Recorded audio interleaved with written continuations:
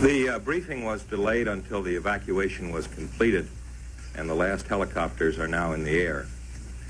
I'd like to read a statement by the President. During the past week, the President had ordered the reduction of American personnel in the United States mission in Saigon to levels that could be quickly evacuated during an emergency, while enabling that mission to continue to fulfill its duties. During the day on Monday, Washington time, the airport in Saigon came under persistent rocket as well as artillery fire and was effectively closed. The military situation in the area deteriorated rapidly. The President therefore ordered the evacuation of all American personnel remaining in South Vietnam. The evacuation has now been completed. The President commends the personnel of the armed forces who accomplished it, as well as Ambassador Graham Martin and the staff of his mission, who served so well under difficult conditions. This action closes a chapter in the American experience. The President asks all Americans to close ranks, to avoid recriminations about the past, to look ahead to the many goals we share, and to work together on the great tasks that remain to be accomplished. That was Ron Nessen, press secretary to President Gerald Ford, 50 years ago, April 29, 1975, the day that 1,000 U.S. personnel were removed from Saigon. The 16-hour operation was accomplished with a fleet of 81 helicopters flying from U.S. Navy ships sailing off the coast of the Republic of Vietnam. The South Vietnamese capital of Saigon fell to the North Vietnamese Army. North Vietnam achieved its objective of unifying Vietnam under communist rule.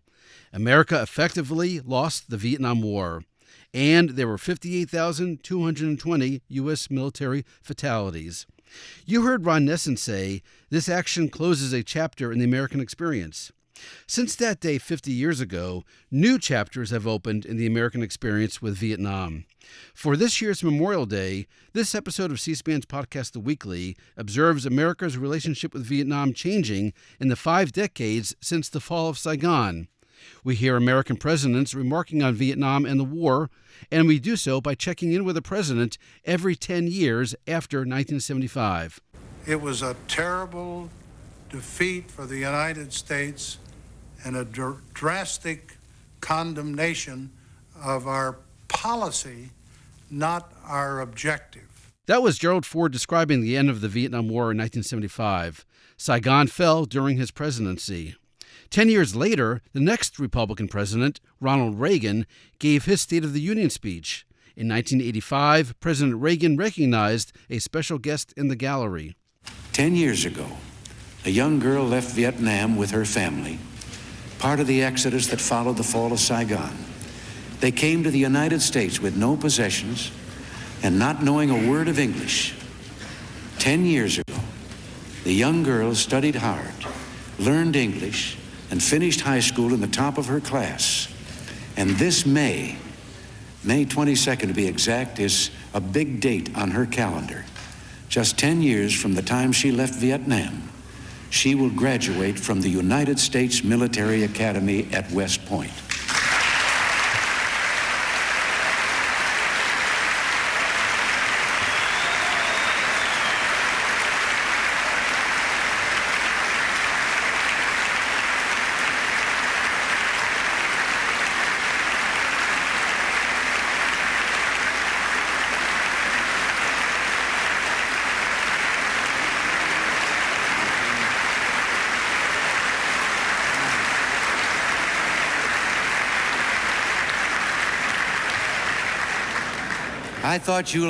I thought you might like to meet an American hero named Gene Huang.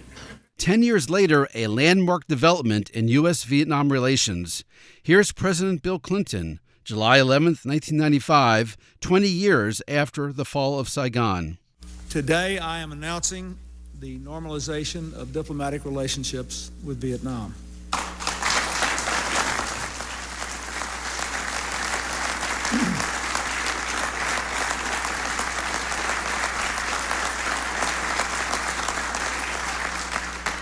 From the beginning of this administration, any improvement in relationships between America and Vietnam has depended upon making progress on the issue of Americans who were missing in action or held as prisoners of war.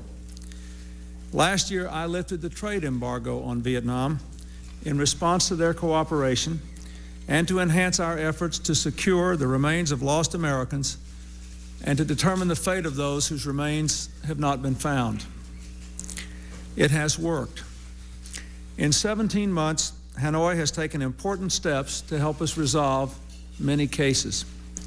29 families have received the remains of their loved ones, and at last have been able to give them a proper burial. Hanoi has delivered to us hundreds of pages of documents shedding light on what happened to Americans in Vietnam. And Hanoi has stepped up its cooperation with Laos, where many Americans were lost.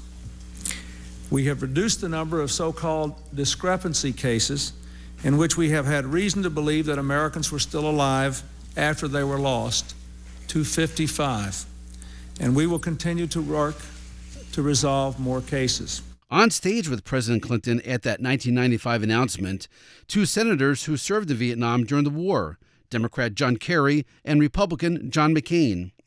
10 years later, yet another milestone. 30 years after the fall of Saigon and 10 years after the establishment of diplomatic relations, the first official visit by a Vietnamese prime minister to the United States since the end of the war. In the Oval Office on June 21, 2005, Phan Van Khai and President George W. Bush. And finally, I want to thank the Prime Minister for his government's willingness to continue to work on finding the remains of those who lost their lives in Vietnam. Cuối cùng tôi xin cảm ơn Ngài Thủ tướng đã giúp đỡ chúng tôi tìm kiếm những người mất tích trong chiến tranh. It's very comforting to many families here in America to understand that the government is providing information to help close a sad chapter in their lives. Điều này rất là xoa dịu cho những người dân Mỹ đã có những cái thông tin mà về một cái lịch sử đáng buồn của gia đình họ. And finally, the Prime Minister graciously invited me to Vietnam. I will be going in 2006. Và Thủ tướng đã có ý mời tôi sang thăm viếng Việt Nam và chúng tôi sẽ sang vào năm 2006. I'm looking forward to my trip. Also looking forward to the APEC summit that Vietnam will be hosting. Và tôi rất trông đợi cái ngày thăm viếng đó và cùng tham gia hội nghị APEC. Mr. Prime Minister, welcome. The next year, President Bush did go to Vietnam. He became the second president after Bill Clinton to visit Vietnam since the end of the war. President Clinton visited in November 2000. Now 2015, 40 years after the fall of Saigon, and another Vietnamese leader in the White House. From July 7th, 2015, here's Vietnamese General Secretary Nguyen Phu Trong and President Barack Obama. As you heard, I got an invitation to Vietnam. Như các vị thấy là tôi đã mới nhận được một cái lời mời để đến thăm Việt Nam. And I think this is indicative of the remarkable progress that's taken place in the relationship between our two countries over the last 20 years. Và cái điều này là một cái chỉ dấu rất là quan trọng về những cái tiến bộ mà hai nước chúng ta đạt được trong cái 20 năm vừa qua của sau khi bình thường hóa quan hệ ngoại giao. I want to welcome General Secretary Trong to the Oval Office for his first visit to the United States during this 20-year anniversary of the normalization of relations between the United States and Vietnam. Tôi xin phép được chào mừng ngài Tổng Bí thư Nguyễn Phú Trọng đến thăm Hoa Kỳ và Nhà Trắng trong cái đợt mà hai quốc gia chúng ta kỷ niệm 20 năm bình thường hóa quan hệ ngoại giao. Obviously, there has been a difficult history between our two countries in the 20th century. Và mặc dù là trong thế kỷ 20 thì lịch sử hai nước chúng ta là đã có những cái trang đau đớn. And there continue to be significant differences in political philosophy and political systems between our two countries. Và mặc dù là về cái triết lý chính trị cũng như là hệ thống chính trị giữa hai nước thì còn nhiều khác biệt. But because I think of the effort of leaders in both parties here in the United States, as well as the leadership in Vietnam over successive years, what we've seen is the emergence of a constructive relationship that is based on mutual respect and that has benefited the peoples of both countries. And here's the Prime Minister speaking through an interpreter. Like the President just mentioned, there had been a bad, difficult chapter in our history, but we have been able to rise above the past to overcome differences, to promote our shared interest and look towards the future in order to build the comprehensive partnership that we have today. Tôi cũng vừa nói với ngài Tổng thống là quá khứ thì không ai có thể thay đổi được, nhưng mà tương lai là thuộc về trách nhiệm của chúng ta. And as I mentioned to the President in our meeting, the past cannot be changed, but the future depends on our action, and it is our responsibility to ensure a bright future. And the next year, 2016, a week before Memorial Day, President Obama became the third consecutive president to visit Vietnam. Here he is in the capital, Hanoi. Like other conflicts throughout human history, we learned once more a bitter truth. That war, no matter what our intentions may be, brings suffering and tragedy. At your war memorial, not far from here, and with family altars across this country, you remember some 3 million Vietnamese soldiers and civilians on both sides who lost their lives.